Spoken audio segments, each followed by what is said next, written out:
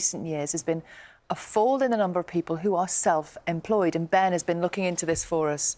Yeah, it's really interesting. I mean, this changes with a lot of other factors at the time, and one of the big things has been the pandemic. I mean, being self-employed can be the dream for many, but not for all. Let me explain.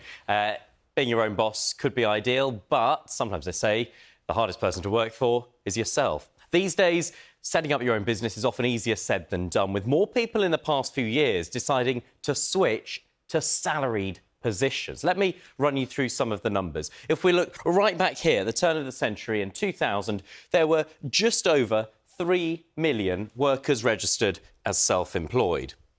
Then look what happened. That number gradually climbed, rising to a peak of 5 million just 4 years ago.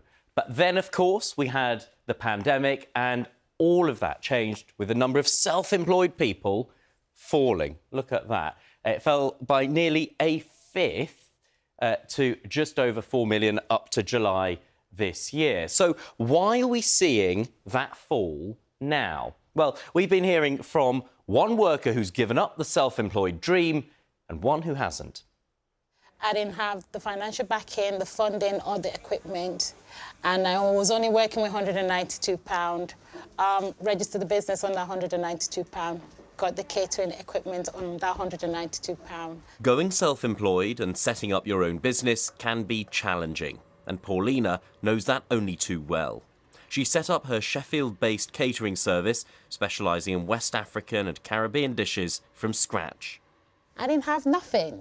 I didn't have no catering equipment, absolutely nothing. I remember I was asked to do an event for a youth centre. So that was like a first kind of public event to showcase what I do with the African Red Stew. Self-employment has allowed Paulina to pursue her dreams.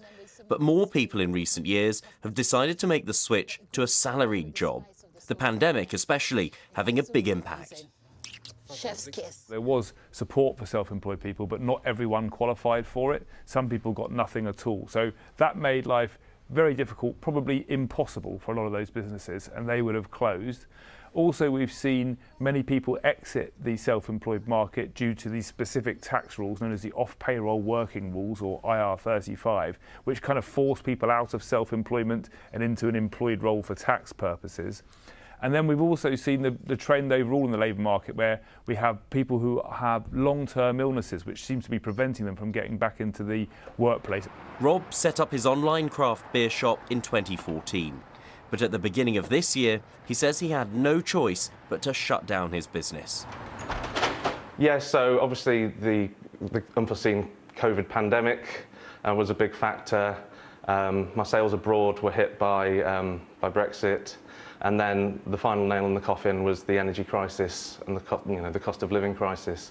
And people had less money to spend on what effectively was a luxury product. While being your own boss can give you a lot more freedom, it's not something Rob would do again. I think there are greater risks now than there was 10 years ago. Obviously, there are always risks in going self-employed, but the benefits back then will have outweighed any drop in finances, etc. For Paulina, though, the perks of self-employment work for her. Freedom, being there for my kids, and how blessed ones would make people feel. So yeah, that's it for me, really. Some are meant to do 9 to 5. People like me are meant to do what we do.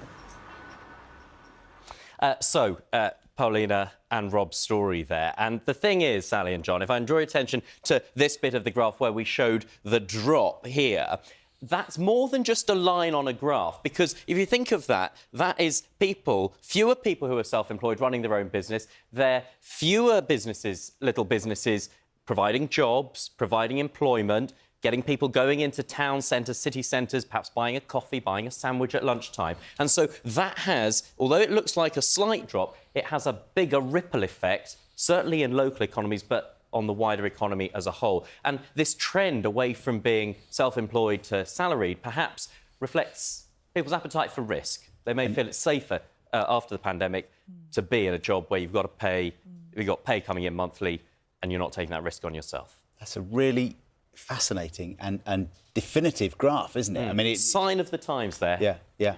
Ben, thank you very much indeed. Thanks for now.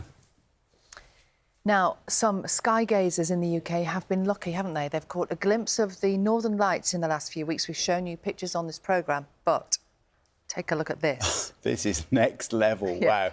This was captured by a pilot flying over Canada